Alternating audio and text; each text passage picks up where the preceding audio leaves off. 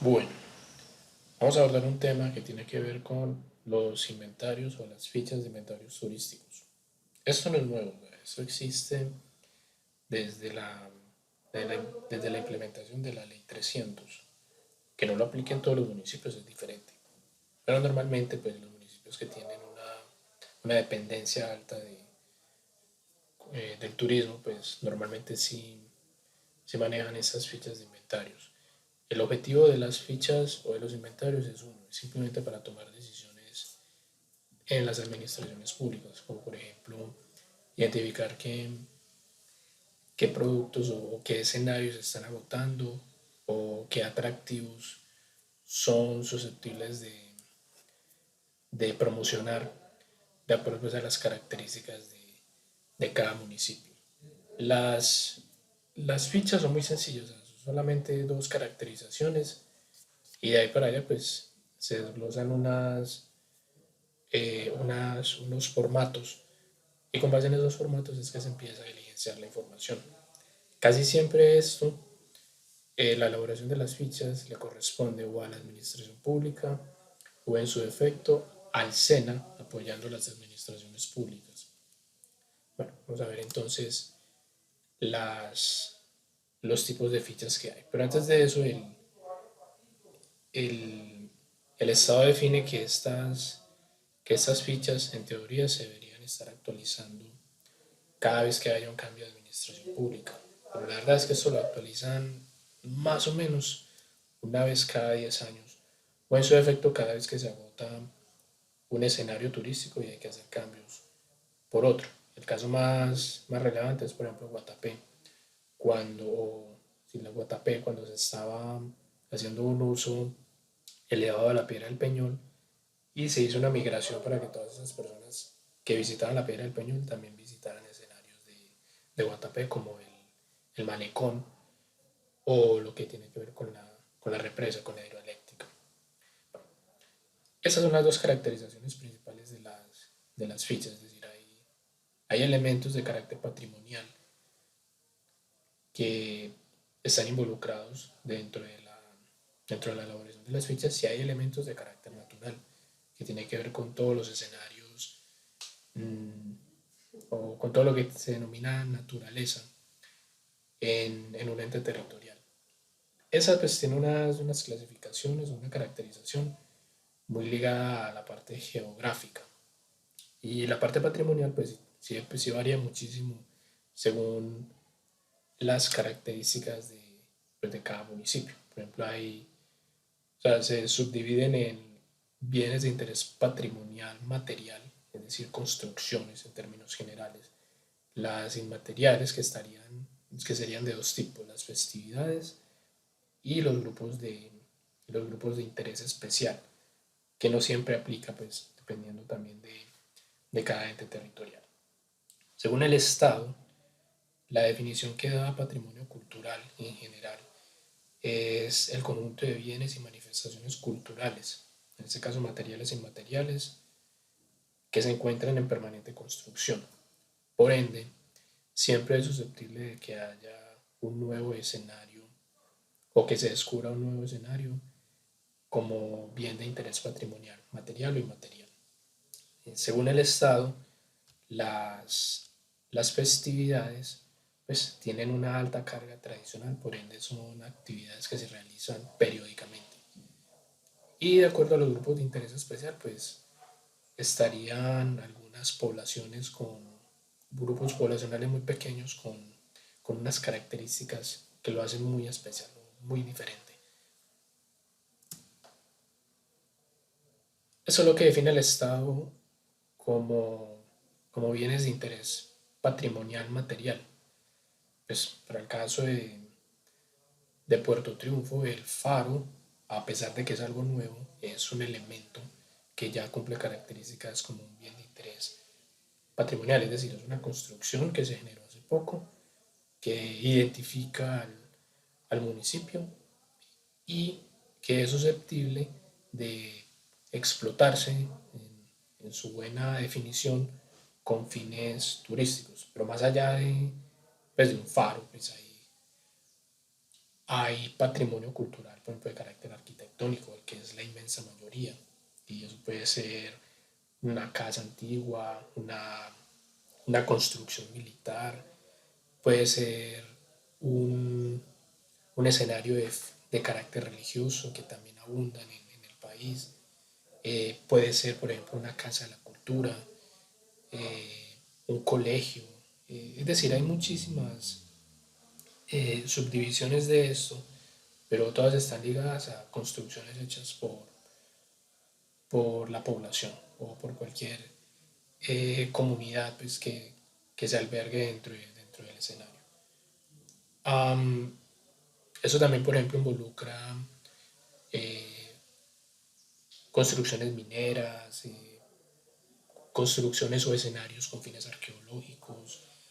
También se pueden involucrar eh, museos. Bueno, en fin, la subdivisión de esto es bastante amplia. Yo se las estaré pasando en el documento, que sí caracteriza al detalle lo que tiene que ver con escenarios de interés patrimonial material. Estas que son inmateriales están relacionadas con festividades en la mayoría de los casos. Pero más allá de las festividades, también están las tradiciones orales o lo que se llama idiosincrasia dentro del municipio, por ejemplo. Es muy diferente el comportamiento en términos culturales de las personas que habitan en una zona costera del Caribe a las personas que habitan, por ejemplo, en una zona del, de lo que se denomina la región andina, pongamos un caso concreto del eje cafetero. En ese sentido, las herencias patrimoniales inmateriales pues o sea, son muy diferentes. Y uno podría decir que pues, la costa tiene una forma de hacer las cosas y las personas de la zona andina o el interior del país pues tienen otra forma de ver la realidad.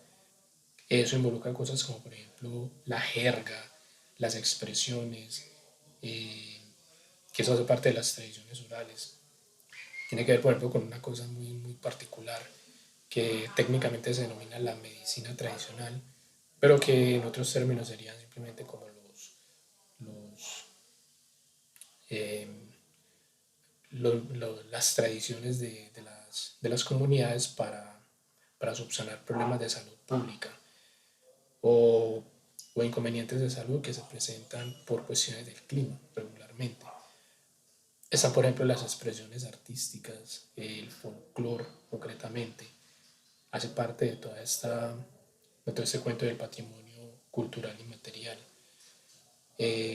También estarían los juegos, como por ejemplo algo típico del interior del país, es el tejo. Eso hace parte de un concepto de patrimonio inmaterial.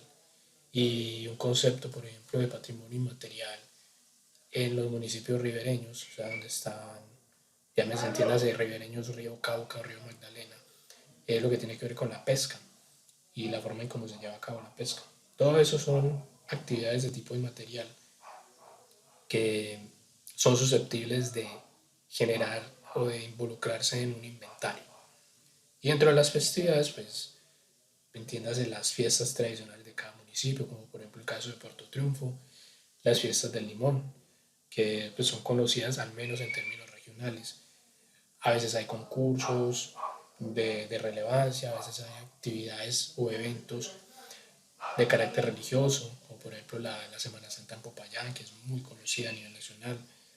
Eh, a veces hay eventos o acontecimientos históricos o con una alta carga histórica, como por ejemplo el, el festival perdón, el, el 11 de noviembre en Cartagena, pues que es un evento muy social, o sea, es un evento muy dado a mover actividades económicas, pero dentro de todo eso pues está la concepción histórica de la independencia de Cartagena. Eso pues por nombrar simplemente algunos ejemplos.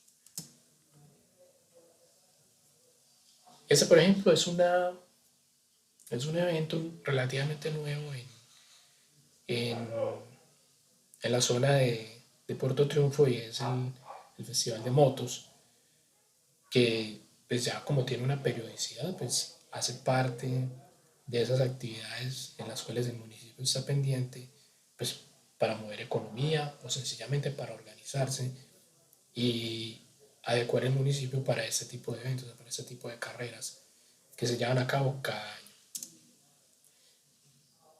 Ese es lo que tiene que ver con las expresiones patrimoniales de grupos de interés especial. Entiéndase de grupos de interés especial como las comunidades indígenas principalmente, que son, aunque son pequeñas, abundan bastante dentro del territorio nacional. Pues, dependiendo de la zona, pues puede haber comunidades en Veracatío, puede haber comunidades indígenas tipo guambiano, sobre todo para la parte del Cauca, puede haber comunidades indígenas muy autóctonas como es todo el sur de Colombia, entiéndase la zona selvática del Amazonas, del Putumayo, del Guaviare y del Guainía, que es donde están concentradas la mayoría. Entiéndase también las, los grupos poblacionales tipo negritudes, que pues para el caso de Bolívar hay una concentración fuerte de un grupo poblacional que se denominan los palenqueros. Y o sea, es algo tan fuerte que ellos son un ente que tiene sus propias reglas de juego, es decir, tiene sus propias políticas. En el caso de los indígenas es clarísimo, en el caso de los afros, denominados palenqueros, también, o sea, son comunidades autóctonas.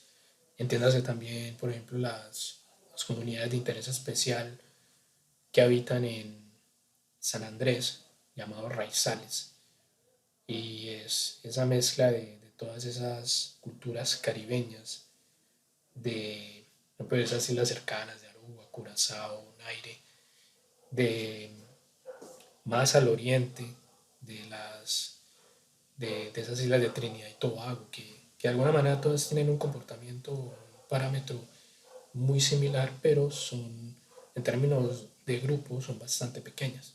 Pero eso hace parte de lo que conforma el país y por ende pues, se tienen en cuenta dentro dentro de la elaboración del, de las fichas o del inventario turístico para ese ente territorial en particular. Pues en el caso de los raizales sería para San Andrés y Providencia concretamente, que es donde hay raizales. Y los sitios o la caracterización de los sitios naturales pues, es bastante extensa, es decir, eso es casi que un cuento relacionado con la topografía y la geografía del país. Pues, para mencionar ahí simplemente hay dos casos, estaría el río Magdalena y la Piedra del Peñol, pero pues puede haber montañas, llanuras, zonas acuáticas, puede haber litorales,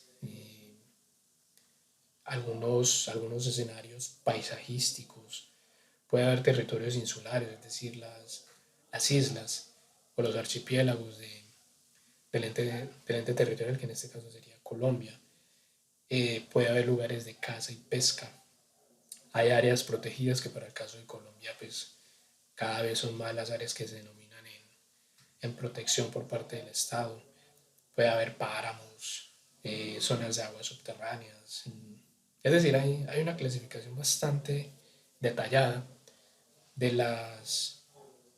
de los escenarios naturales a nivel nacional. Obviamente, al momento de elaborar el inventario, pues lo que se toma en cuenta es lo que repercute directamente en el ente territorial. Es decir, para el caso de Puerto Triunfo o de esa zona del Magdalena Medio, solamente se tomaría en cuenta los escenarios naturales que hay o que recorren esa, ese ente territorial. Una situación muy particular es lo que ocurre con el cañón del Río Claro, que geográficamente o por distribución más bien política no le corresponde a Puerto Triunfo, le corresponde realmente a Sonsón. Pero quien explota el escenario es concretamente el área o el municipio de Puerto Triunfo. Por ende, pues como escenario de explotación turística aplica concretamente para Puerto Triunfo, a pesar de que esté ubicado en una zona geográfica, o en una división, perdón, política diferente a Puerto Triunfo.